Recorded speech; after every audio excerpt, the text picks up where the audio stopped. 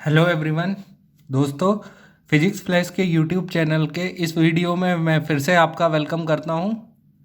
अभी हम जो वीडियो बना रहे हैं वो क्लास 12 के चैप्टर 1 में प्रॉपर्टीज़ ऑफ चार्ज का पार्ट है। इसके पहले हम दो प्रॉपर्टीज़ देख चुके हैं, एडिटिविटी और कंजर्वेशन ऑफ चार्ज। अब हम बहुत ही इंपॉर्टेंट प्रॉपर्टी को पढ़ने वाले हैं, वो है क्वांटाइजेशन ऑफ चार्ज। सबसे पहले इसकी डेफिनेशन को देखते हुए हम इसका मैथमेटिकल एक्सप्रेशन को भी समझेंगे। इसको डिटेल में समझेंगे कि इस तरीके से क्यों लिखा गया है, ताकि न्यूमेरिकल में अप्लाई करते वक्त हमें कोई प्रॉब्लम ना हो और सारे के सारे न्यूमेरिकल हम इफेक्टिवली सॉल्व कर पाए। तो सबसे पहले स्टेटमेंट को देखते हैं। लिखा हुआ है कि charge on any body is always equal to integer multiple of E. यहां पे बात लिखा हुआ है ई, ठीक है। Charge on any body is always equal to integer multiple of ई।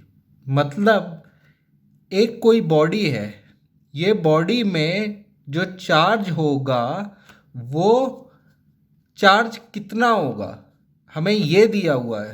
तो अगर हम मान लेते हैं क्यू चार्ज है इस बॉडी बी में, तो वो किसके बराबर होगा?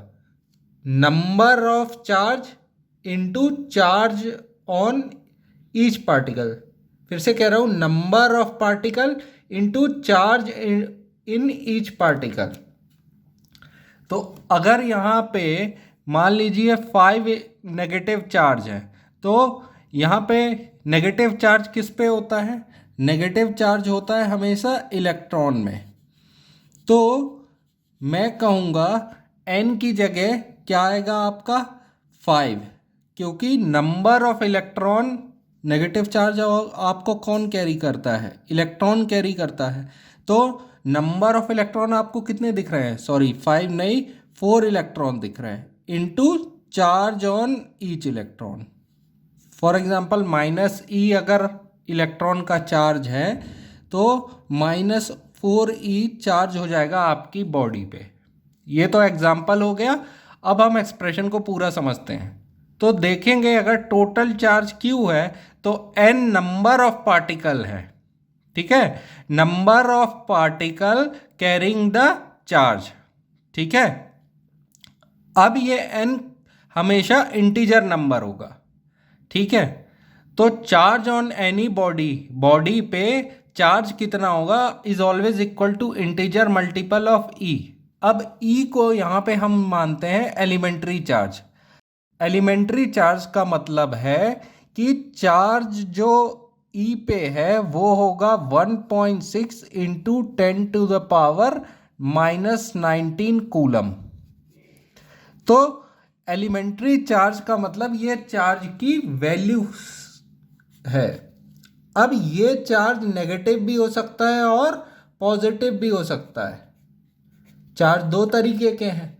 तो क्योंकि नेगेटिव चार्ज को इलेक्ट्रॉन कैरी करता है, इसलिए हम इसको नेगेटिव से रिप्रेजेंट करते हैं। तो अगर ये नेगेटिव चार्ज है या इलेक्ट्रॉन है तो यही चार्ज हो जाएगा -1.6 इंटू 10⁻⁻19 कूलम। अगर ये पॉजिटिव है, चार्ज हमारा पॉजिटिव है, तो ये प्रोटॉन हो जाएगा। तो बस इसके चार्ज की न्यूमेरिकल वैल्यू में कोई अंतर नहीं पड़ेगा, सिर्फ साइन आपका पॉजिटिव रहेगा। तो आप पॉजिटिव साइन नहीं भी लिखेंगे वैल्यू के आगे तो भी चलेगा। वो सेल्फ अंडरस्टैंडिंग होगा कि ये प्रोटॉन का चार्ज है। तो एलिमेंट्री चार्ज का मतलब ई की वैल्यू से है, वो है 1.6 इंटू 10⁻⁻19 कूलम। अब बात ये है कि कोई भी चार्ज, किसी बॉडी पे जो भी चार्ज है वो इंटीजर वैल्यू ही क्यों होगी? तो आप देखिए, चार्ज जो है वो दो तरीके के पार्टिकल कैरी करते हैं, हमने पढ़ा है। एक तो प्रोटॉन और दूसरा इलेक्ट्रॉन। अब क्योंकि proton and electron always present in form of integer, always present in integer value. अब इंटीजर वैल्यू मतलब कभी भी आपने ये नहीं देखा होगा कि कहीं पे हाफ इलेक्ट्रॉन है या 1/4 इलेक्ट्रॉन है, हाफ ऑफ इलेक्ट्रॉन है या 1/4 इलेक्ट्रॉन है। हमेशा आपको 1 इलेक्ट्रॉन मिलेगा, 10 इलेक्ट्रॉन मिलेगा, लैख ऑफ इलेक्ट्रॉन मिलेंगे, 100 ऑफ इलेक्ट्रॉन मिलेगा, पर फ्रैक्शन में कभी इलेक्ट्रॉन नहीं मिलेगा। सिमिलरली है प्रोटॉन के लिए। तो जब जो पार्टिकल चार्ज को कैरी करते हैं वो अगर इंटीजर में है तो चार्ज भी, वो अगर इंटीजर में है तो चार्ज भी इंटीजर फॉर्म में होगा, इन इंटीजर फॉर्म।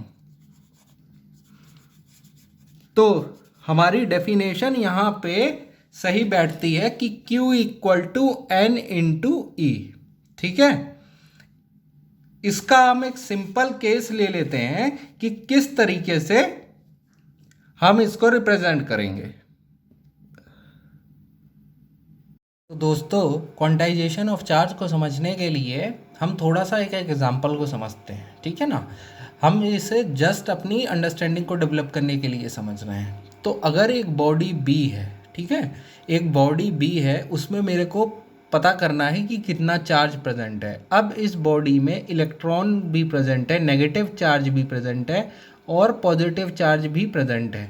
तो अगर मान लीजिए कि N1 है नंबर ऑफ इलेक्ट्रॉन प्रेजेंट इसमें, ठीक है, N1 अगर नंबर ऑफ इलेक्ट्रॉन है और हर इलेक्ट्रॉन पे चार्ज है E।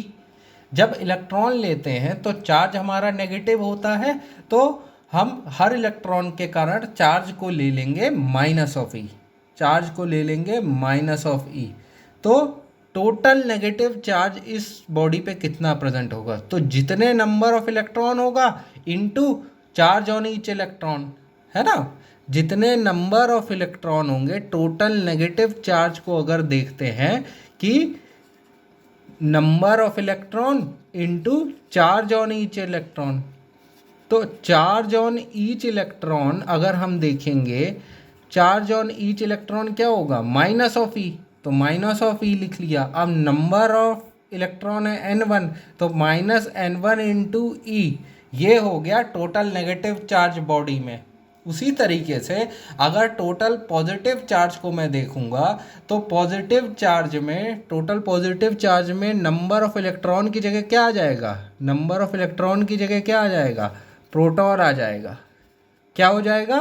प्रोटॉन हो जाएगा, क्योंकि पॉजिटिव चार्ज को प्रोटॉन कैरी करता है और नेगेटिव चार्ज को इलेक्ट्रॉन कैरी करता है। तो चार्ज ऑन ईच प्रोटॉन, अगर पॉजिटिव चार्ज देखना है तो नंबर ऑफ प्रोटॉन कितने हैं? N2 into charge on each proton E, तो ये टोटल पॉजिटिव चार्ज हो गया। तो ये बॉडी B में पॉजिटिव और नेगेटिव चार्ज दोनों हैं और हमें टोटल चार्ज निकालना है, तो वो क्या हो जाएगा? Total positive charge plus total negative charge. अब टोटल नेगेटिव चार्ज में माइनस भी होगा, तो N2E माइनस N1E, ये हो गया हमारा चार्ज की वैल्यू। इस बॉडी पे जो चार्ज है वो इस वैल्यू का है। अब ये हमेशा एक इंटीजर वैल्यू होगी, ठीक है, ये हमेशा एक इंटीजर वैल्यू होगी, ठीक है। इस वीडियो में हम एक और चीज़ दोस्तों अभी समझने की कोशिश करेंगे, है ना। वो कंसेप्ट थोड़ा सा अनछुआ है। एग्जाम पॉइंट ऑफ व्यू से तो आप यहाँ तक एंड कर सकते हो, इतना काफ़ी है, ठीक है। एग्जाम पॉइंट ऑफ व्यू से जो थ्योरेटिकल डेफिनेशन है इतना काफ़ी है।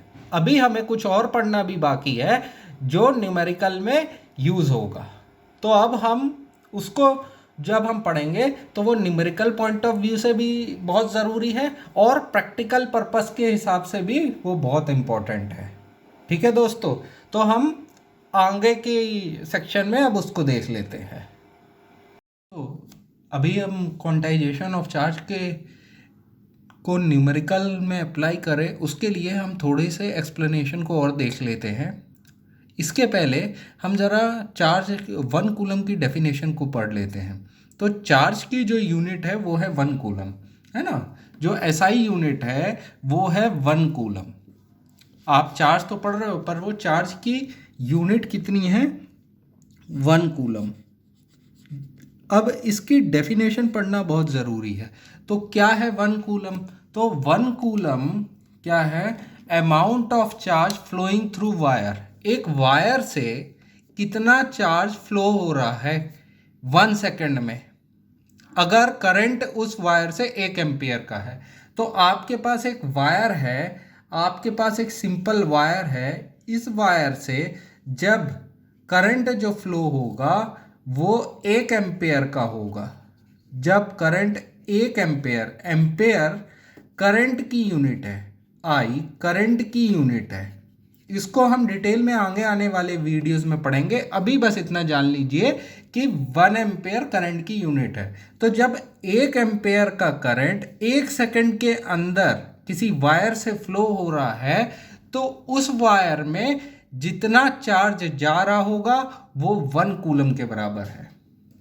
जो दोस्तों करंट फ्लो होता है, जो करंट फ्लो होता है वो असल में कई सारे चार्ज से बना होता है। ठीक है, कई सारे चार्ज से बना होता है। जो करंट ये आपको दिख रहा है, ऐसा करंट जो आप फ्लो बनाते हो अपने पेपर में, वो कई सारे इन चार्जेस से मिलकर के बना होता है।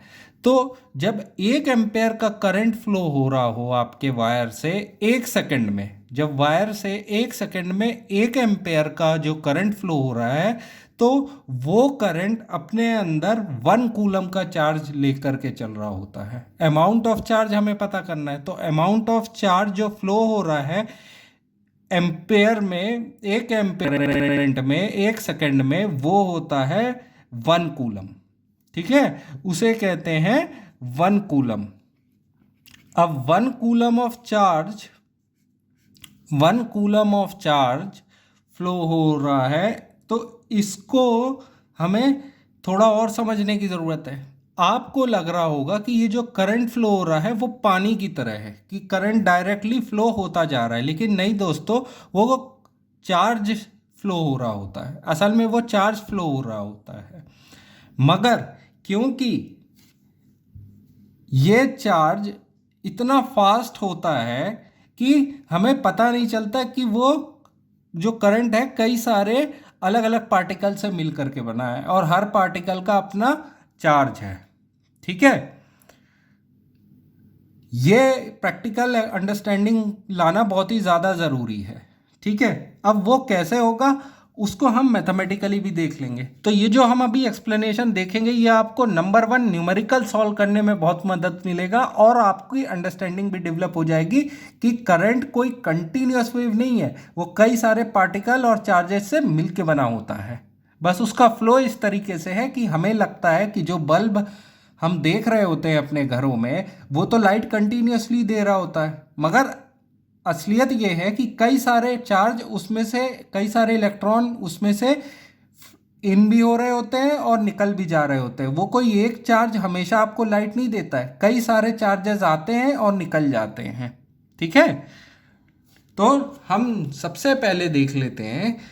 हमें ये तो पता है कि एक इलेक्ट्रॉन में 1.6 इंटू 10⁻⁻⁹ कूलम चार्ज है। ठीक है, और हमें ये भी पता है कि Q is equal to N E है।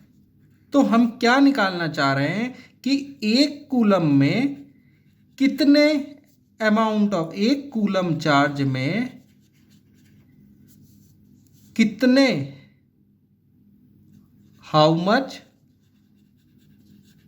पार्टिकल आर प्रेजेंट, कितने अमाउंट ऑफ इलेक्ट्रॉन या प्रोटॉन प्रेजेंट है। तो देखिए, चार्ज की यूनिट तो मैंने बताई थी 1 कूलम, तो 1 कूलम का चार्ज तो हमने यहाँ ले लिया। अब कितने n है ये क्वेश्चन मार्क है, यही तो निकालना है कि कितने पार्टिकल प्रेजेंट है।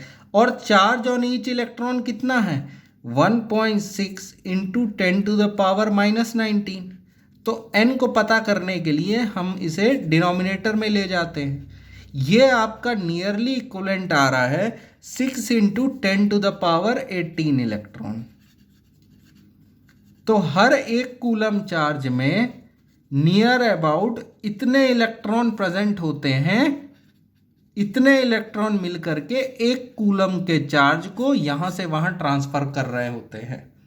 ठीक है, इतने इलेक्ट्रॉन मिल करके एक कूलम का चार्ज ट्रांसफर कर रहे होते हैं। असल में एक कूलम का चार्ज बहुत बड़ा चार्ज होता है, तो ज़्यादातर हम जो यूनिट कई बार यूज़ करते हैं, तो एक्चुअल प्रैक्टिकल पर्पस से जो यूनिट यूज़ की जाती है वो माइक्रोकूलम और मिलीकूलम होता है। प्रैक्टिकल में ये हुआ 10⁻⁻6 कूलम के बराबर और ये हुआ 10⁻³ कूलम के बराबर।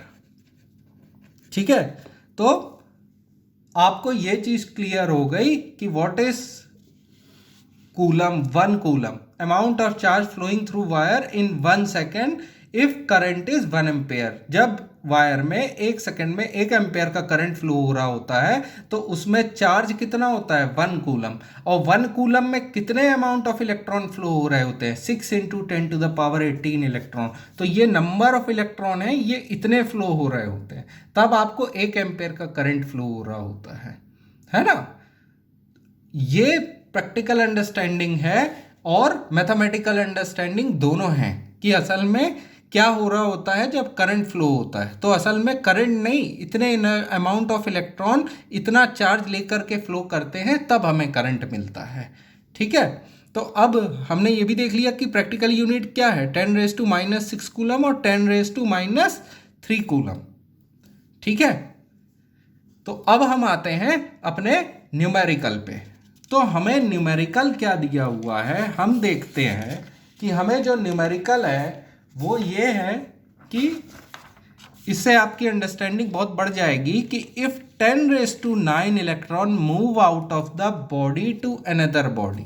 ठीक है, ये क्वेश्चन अगर हम करते हैं तो देखिएगा आप किस आसानी से क्वांटाइजेशन ऑफ चार्ज जो हमने पढ़ा है उसको न्यूमेरिकल सॉल्व करने में मदद कर लेंगे। जो पढ़ा है उसी को अप्लाई करेंगे। If 10⁹ electron move out of the body to another body, तो अगर ये एक बॉडी आपकी ए है, ये दूसरी बॉडी आपकी बी है और इस बॉडी से इस बॉडी में 10⁹ इलेक्ट्रॉन मूव कर रहे हैं, 10⁹ इलेक्ट्रॉन मूव कर रहे हैं, है ना। तो कितना टाइम 10⁹ इलेक्ट्रॉन मूव कर रहे हैं एवरी सेकेंड। ठीक है, पर सेकेंड, 1 सेकेंड में इतना इलेक्ट्रॉन ट्रांसफर हो रहा है।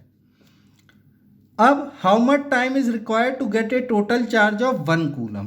तो अगर मुझे 1 कूलम का चार्ज ट्रांसफर करना है तो कितना टाइम लगेगा, तो अमाउंट ऑफ टाइम पूछ रहा है। इतना चार्ज अगर मेरे को ट्रांसफर करना है तो कितना टाइम लगेगा। तो आप देखिए, हमें ये तो पता है कि 1 कूलम में कितना चार्ज ट्रांसफर हो रहा है। 1 कूलम में हमारा 1.6 आप देखेंगे एक इलेक्ट्रॉन में कितना चार्ज है। एक इलेक्ट्रॉन में चार्ज है 1.6 × 10⁻⁻19 कूलम। तो 10⁹ इलेक्ट्रॉन में कितना चार्ज ट्रांसफर होगा, इसको मल्टीप्लाई कर देंगे तो आ जाएगा 1.6 × 10⁻⁻10 कूलम। तो 1 सेकेंड में आपका इतना चार्ज फ्लो हो रहा है, 1.6 × 10⁻⁻10 कूलम। तो अगर आपको 1 कूलम चार्ज ट्रांसफर करना है तो कितना सेकेंड लगेगा, तो 1 कूलम चार्ज ट्रांसफर करना है तो ये हो जाएगा 1/1.6 × 10⁻⁻10। ठीक है दोस्तों, अगर आपको इतना चार्ज ट्रांसफर करना है तो आपको इतने सेकंड लगेंगे। अब अगर इसको आप कन्वर्ट कर लोगे तो ये आ जाएगा 6.25 × 10⁻9 सेकेंड। ये है आपका आंसर, इतना टाइम लगेगा। अगर आप सेकंड्स को चेंज करना चाह रहे हो तो आप जानते हो आवर्स में, तो आप जानते हो 1 आवर में कितना मिनट होता है, 60 मिनट, और कितने सेकंड होते हैं, 3600 सेकंड। तो 1 सेकंड को अगर आवर में चेंज करना हो तो कितना से डिवाइड करना पड़ेगा, 1/3600 आवर से। अगर आपको आवर को डेज में चेंज करना है तो डेज में चेंज करने के लिए डिवाइड करना पड़ेगा 24 से। और अगर आपको ईयर में चेंज करना है तो ईयर में चेंज करने के लिए कितने से डिवाइड करना पड़ेगा? 1/365 से। तो अगर मैं इसको आवर्स में, इसको ईयर्स में चेंज करना होगा तो सबसे पहले अगर इसको हमने आवर्स में चेंज किया तो डिवाइड किया 3600 से, क्योंकि सेकंड है। इसको डेज में चेंज करना होगा तो 24 से भी डिवाइड करना होगा। इसको ईयर्स में चेंज करना होगा तो 365 से डिवाइड करना होगा। ठीक है, अब इसके बाद फाइनल कैलकुलेशन आप करके बताइए कि इसका कितना आंसर आएगा। ये कैलकुलेशन आप घर में कर सकते हैं। तो जो भी आपका आंसर आएगा वो ईयर्स में आ जाएगा और आपका न्यूमेरिकल सॉल्व हो जाएगा। तो ये तरीका है कि जिससे हम इसके न्यूमेरिकल्स को सॉल्व कर सकते हैं। ठीक है, तो दोस्तों इसके और न्यूमेरिकल लेकर के मैं अगले वीडियोस में मिलूंगा और जल्द ही हम कूलम्स लॉ और बाकी सारे मेन टॉपिक्स पे आएंगे। अगले वीडियो से वेक्टर बहुत ही इंपॉर्टेंट हो जाएगा, इसलिए प्लीज जाकर के वेक्टर की प्लेलिस्ट को देखिए, क्योंकि बिना वेक्टर के अब आगे काम नहीं चलेगा। कूलम्स लॉ में वेक्टर का यूज होगा, सारे क्वेश्चंस में वेक्टर का यूज होगा, इसलिए वो एट मोस्ट इंपॉर्टेंट है। तो प्लीज जाकर के डिस्क्रिप्शन में मैं लिस्ट में मैं लिंक दे दूंगा, आप जाकर के लिंक को क्लिक कीजिए और पूरे वेक्टर को समझिए। और अगर नहीं समझ में आता है तो प्लीज़ दोबारा कमेंट सेक्शन में कमेंट करके मुझसे पूछ लीजिएगा, या टेलीग्राम चैनल को भी ज्वाइन कर लीजिए। वहाँ पे भी बता दीजिए कि वीडियो के इस सेक्शन में मुझे बात समझ में नहीं आ रही है, तो मैं भी उस पर भी वीडियो बना करके उसे क्लियर कर दूंगा। Thank you, have a nice day, जय हिंद।